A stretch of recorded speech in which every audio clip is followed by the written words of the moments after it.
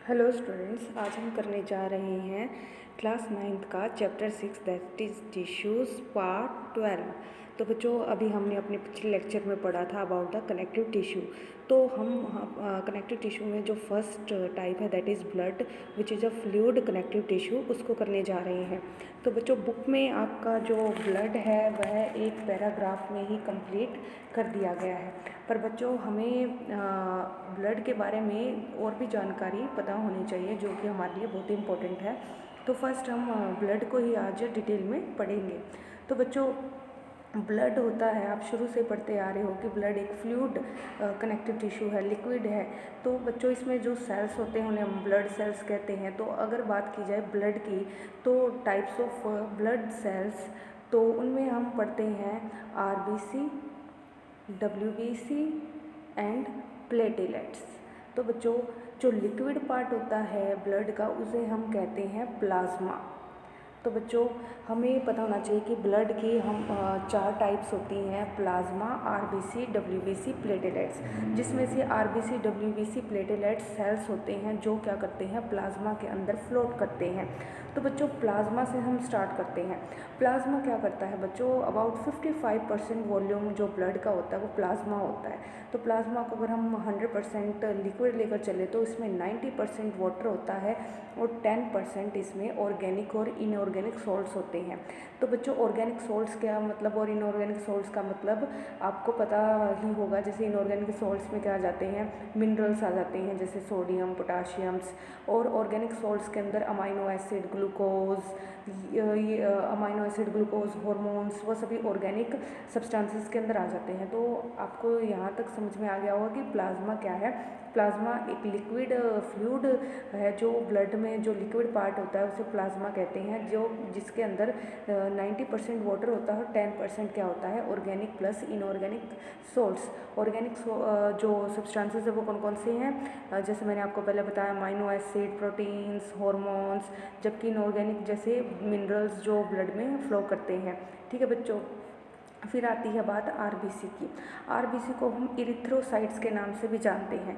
क्या नाम बच्चों, इरिथ्रोसाइट्स। कई बार कंपटीशन में पूछा जाता है कि RBC का अदर नेम क्या है, या फिर क्वेश्चन इस तरह से आ जाता है कि RBC का एक और नाम बताइए, तो इरिथ्रोसाइट्स।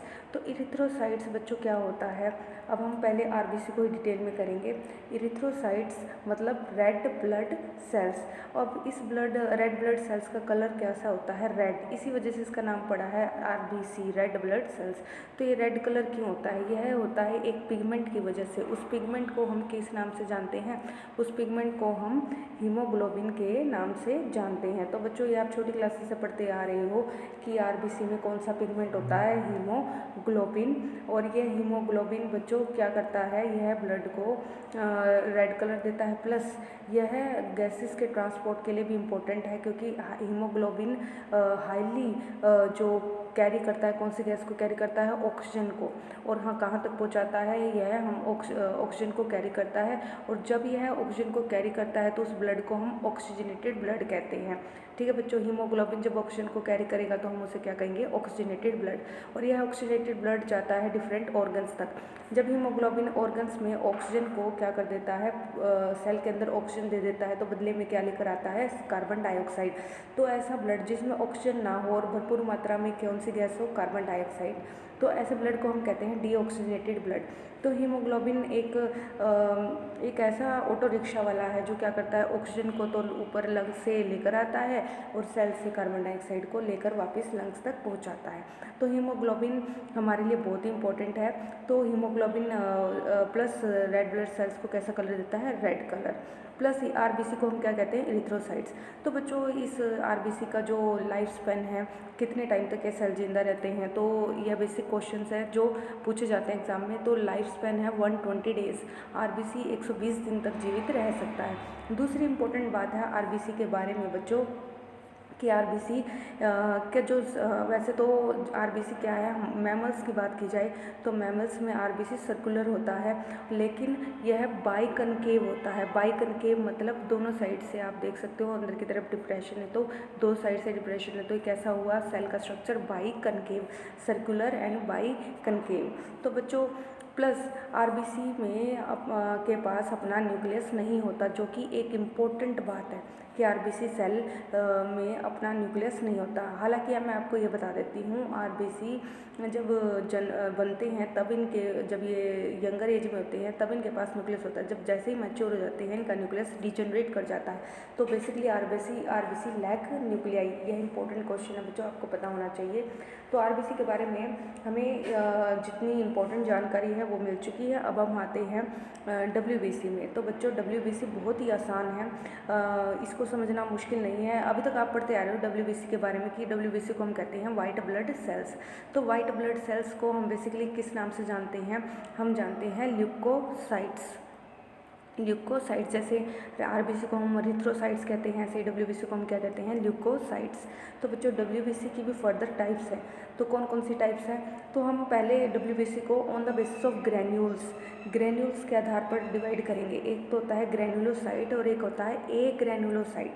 तो बच्चों ग्रैन्यूल्स क्या होते हैं, जब सेल में आपको छोटे छोटे डार्क कलर सॉलिड सब्सटेंस दिखाई दे, जो प्रोटीन के बने होते हैं, धब्बे जैसे धब्बे होते हैं ना, ऐसे धब्बे नुमा सॉलिड स्ट्रक्चर दिखाई दे, उसे हम ग्रैन्यूल्स कहते हैं।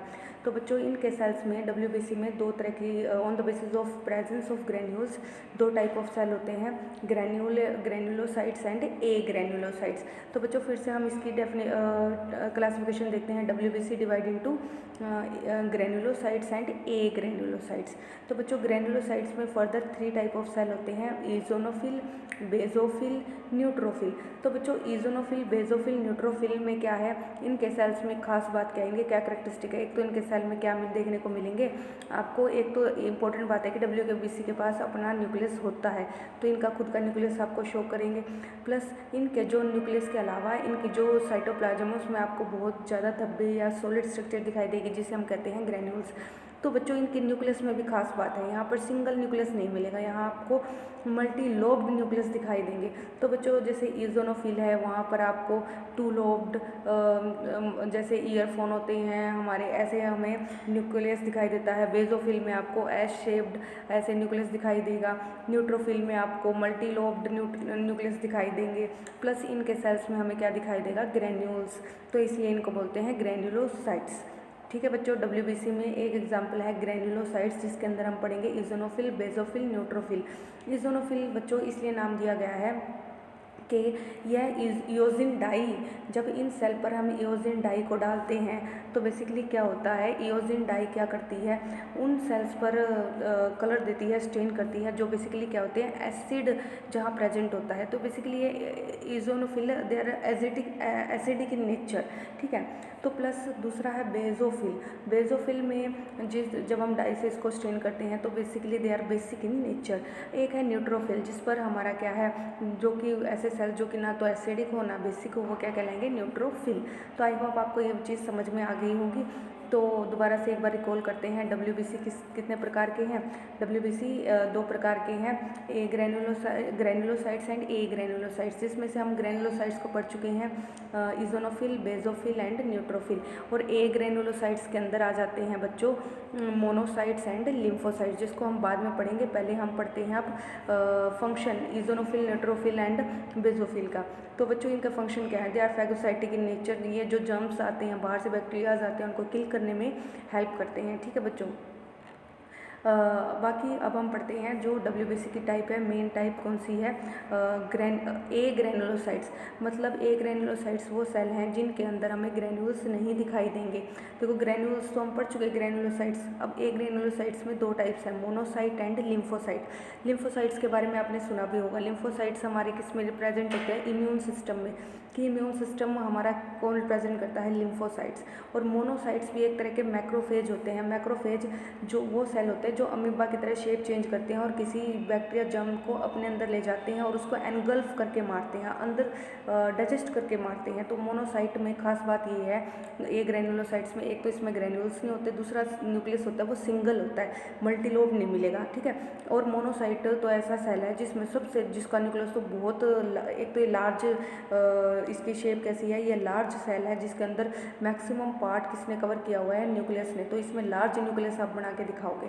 प्लस लिम्फोसाइट क्या है, ये नॉर्मल शेप, नॉर्मल सर्कुलर होता है, प्लस इसमें जो न्यूक्लियस होता है वो छोटा होता है, मतलब lymphocyte is small in size as compare to monocyte. तो बच्चों यह डायग्राम्स आप देख सकते हैं एनसीईआरटी में भी। तो आपको यहाँ पर एनसीईआरटी में देखो बच्चों, लास्ट में आपको दिखाया गया है ई पे आ जाइए, फिगर 6.10। तो यहाँ देखो बच्चों, डिफरेंट वाइट ब्लड कॉर्पस्कल्स बच्चों सेल्स को ही बोला जाता है। यहाँ पे डब्ल्यूबीसी की देखो टाइप बता दी, एक है ये कौन सी टाइप है, ग्रेन्युलोसाइट, और ये कौन सी टाइप है, ए ग्रेन्युलोसाइट। ग्रेन्युलोसाइट में देखो आप न्यूट्रोफिल देख रहे हो, इजोनोफिल देख रहे हो, बेजोफिल देख रहे हो। तो देखो न्यूट्रोफिल कैसे है, न्यूट्रोफिल में आपको न्यूक्लियस मल्टीलोब्ड ऐसे दिखाई दे रहा है ना। बेजोफिल इजोनोफिल में कैसे दिखाई दे रहा है, जैसे आप ईयरफोन होते हैं ऐसे। और बेजोफिल में भी आपका एस शेप्ड ऐसे नॉर्मल सी स्ट्रक्चर होगी, ये भी मल्टीलोब्ड होता है यहाँ पे, हालांकि क्लियर नहीं है। तो बेजोफिल। तो बच्चों ए ग्रेनुलोसाइट, अब एक तो आप ये ऑब्जर्व करो, ग्रेनुलोसाइट्स में आपको ग्रेन्यूल्स दिखाई दे रहे हैं, dark colour structures dot dot जैसी। तो ये साइटोप्लाज्म नहीं है, साइटोप्लाज्म के अलावा यहाँ पर क्या प्रेजेंट है, dot like structure, that is granules. अब बात आती है लिम्फोसाइट्स में, लेकिन लिम्फोसाइट्स में हमें ग्रेन्यूल्स नहीं दिखाई दे रहे। तो ये क्या है बेसिकली, ए ग्रेनुलोसाइट्स। और ये ग्रेन्यूल्स हैं क्या, ये सिंपल प्रोटीनेशियस स्ट्रक्चर है, सॉलिड स्ट्रक्चर जो सेल में प्रेजेंट होती हैं। लेकिन मोनोसाइट्स और लिम्फोसाइट में ये ग्रेन्यूल्स एब्सेंट होती हैं। देखो एक बात आप ऑब्जर्व करो, मोनोसाइट का जो न्यूक्लियस है, देखो लार्ज तो सेल है और न्यूक्लियस भी सिंगल है, ठीक है। मैक्सिमम पार्ट जो सेल का है किसने कवर किया हुआ है, न्यूक्लियस ने। जबकि लिम्फोसाइट का साइज स्मॉल है और न्यूक्लियस भी नॉर्मल एवरेज साइज का है। तो एज कम्पेयर टू मोनोसाइट में आ सकता है क्वेश्चन की लार्ज सेल है, लार्ज न्यूक्लियस है एज कम्पेयर टू लिम्फोसाइट। तो बच्चों यह बात हो गई हमारे डब्ल्यूबीसी की। अब हमारे लास्ट सेल बचते हैं, दैट इज प्लेटेलेट्स। प्लेटेलेट्स क्या होते हैं बच्चों, जब हमें कट लग जाता है तो हमारे ब्लड में हम देखते हैं कि धीरे धीरे वो बहना बंद हो जाता है, क्योंकि वो हमारे ब्लड में क्या प्रेजेंट है, प्लेटेलेट्स, जो क्या काम करते हैं, क्लोटिंग ऑफ ब्लड, हमारे ब्लड की क्लोटिंग में हेल्प करते हैं। क्लोटिंग मतलब बंद करना। आप प्लेटेलेट्स काम क्या करते हैं, तो बच्चों प्लाज्मा में ना 3 तरह के प्रोटीन होते हैं। एक इम्पॉर्टेंट बात हम बताना भूल गए, कि पढ़ना भूल गए, कि प्रोटीन भी तो होते हैं ना। वो प्रोटीन कौन कौन से होते हैं, एक तो होता है एल्ब्यूमिन, तो एल्ब्यूमिन, एक होता है ग्लोब्यूलिन, और एक होता है आपका फाइब्रिनोजन। तो बच्चों एल्ब्यूमिन और ग्लोब्यूलिन जो प्रोटीन हैं, इनके अपने फंक्शंस होते हैं। और ग्लोब्यूलिन जैसे इम्यूनिटी प्रोवाइड करता है। तो बात आती है किसकी, प्रोटीन्स में, प्लाज्मा में फाइब्रिनोजन की। हम बेसिकली फाइब्रिनोजन के बारे में बताती हूँ। तो ब्लड के अंदर बच्चों ये फाइब्रिनोजन ना लिक्विड फॉर्म में होते हैं। तो जैसे, लेकिन जब प्लेटेलेट्स मान लो कट लगता है, हमारे किसी भाग पर कट लगता है, तो ये फाइब्रिनोजन को बदल दिया जाता है फाइब्रिन में। फाइब्रिन क्या होते हैं, थ्रेड लाइक स्ट्रक्चर होती है। मान लो ये कट लग गया, अब इस पर क्या होता है, यहाँ फाइब्रिनोजन आएंगे जो कि लिक्विड फॉर्म में, और प्लेटेलेट्स इसको किस में कन्वर्ट कर देगा, फाइब्रिन थ्रेड्स में। और ये थ्रेड्स यहाँ पर जाल बना लेंगे और ब्लड की क्लोटिंग कर देंगे। तो फाइब्रिन बेसिकली क्या करता है, क्लोटिंग। तो फाइब्रिनोजन इनएक्टिव प्रोटीन है जो किस में बदलता है, फाइब्रिन फाइबर्स में। और ये फाइबर्स रेशे आगे जाकर जहाँ पे भी कट होता है वहाँ पर एक जाल बन देते हैं। तो ये काम कौन करता है, एक्टिव करने का, प्लेटेलेट्स। तो बच्चों आज हमने ब्लड को डिटेल में पढ़ लिया है। कल हम पढ़ेंगे बोन एंड कार्टिलेज के बारे में। और बच्चों आई होप आपको ब्लड अच्छे से समझ में आ गया होगा, सेल्स के बारे में भी अच्छे से समझ में आ गया होगा। आप खुद से भी इसको एक बार रीड करना और समझने की कोशिश करना, और डायग्राम्स को ज़रूर ड्रॉ करना। ठीक है स्टूडेंट, आज के लिए इतना ही, धन्यवाद।